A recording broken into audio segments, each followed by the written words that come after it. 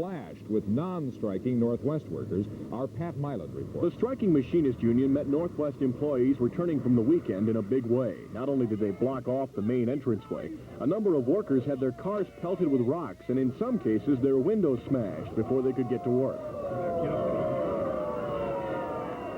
This was the third day that Local 1833 of the International Association of Machinists had been off the job at Twin Cities International Airport, and this was their way of letting other workers know they didn't appreciate anyone crossing their picket line. The union says it will press charges against Northwestern's Vice President for Public Relations for allegedly running over one of the union members. The police were right there and saw no offense. Later, the Vice President said a substantial number of IAM members had come back to work today. The union called it a lie. I'd like to know where you get a substantial numbers from. It seems like their numbers grow and grow and grow, but they have nothing to verify it or substantiate what they're talking about. The airline gave no numbers, but later today it was announced that 200 pilots and over 1,000 flight attendants will be furloughed by Wednesday. That's a statement that tends to point out that the number of returning strikers may not be too substantial. Another mass demonstration is planned for Tuesday morning, and some of today's car damage victims are wondering if the police will let more scenes like this one reoccur. At Twin Cities International Airport, Pat Milan, Channel 5 Eyewitness News. And why is that strike getting so bitter? Reporter Dave Andrews says it's more than just money, although that is a big issue to the strikers. But the other question seems to be job security. Northwest's money offer to the union amounts to about a 7.5% pay hike in each of the 3 years of the company's proposed contract. That would take a top-rated mechanic working full-time from $31,000 to $37,000 a year, a baggage handler from $24,000 to $28,000, and a kitchen worker from $20,000 to $24,000. While not agreeing to that offer, union leaders say it is not the stumbling block. Changes in part-time work rules and job reclassification are the problem, says the union. Fearing the changes could force many workers out on the unemployment lines. Not so, says Northwest. Full-time workers would not be displaced by part-time help. As for reassigning some work to some lower-paid employees, the airline says it has to cut its operating costs to stay competitive. In terms of cross-utilization, for example, an equipment serviceman may unsnap the seat pocket in back of a seat. But by today's contract, it's still in... Northwest argues unless it can cut costs and stay in competition with other airlines, the company's long-range future and that of its workers will be in jeopardy. But with the union refusing to accept management's argument, negotiators remain deadlocked. Dave Andrews, Channel 5, Eyewitness News.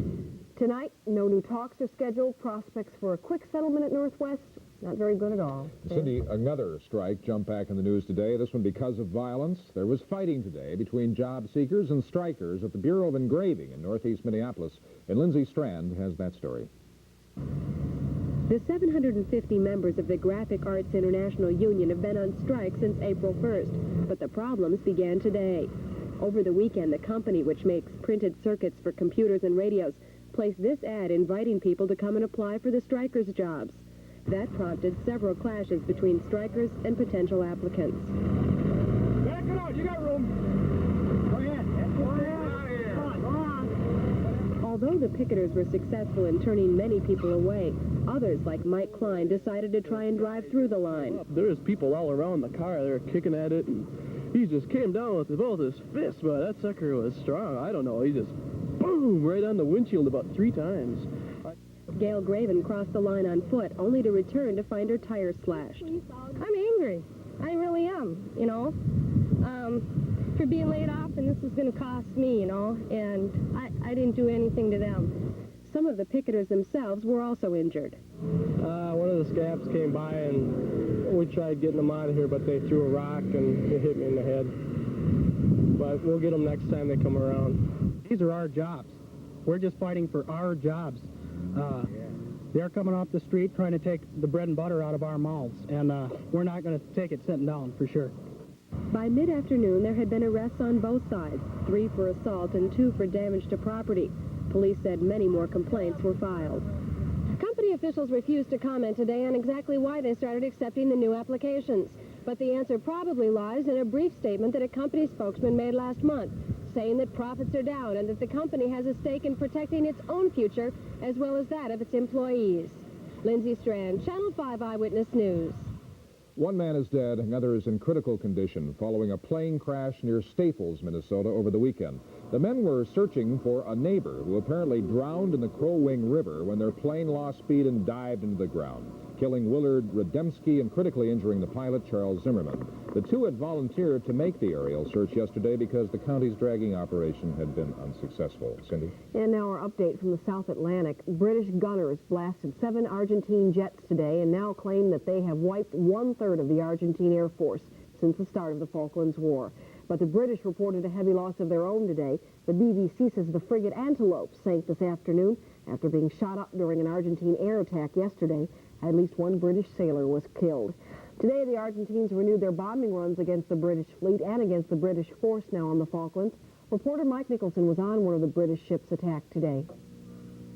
The sirens sounded, and we were again under air attack, our 3rd day in 4 days now. Mirage jets, the first way from the west, the second from behind us, from the south.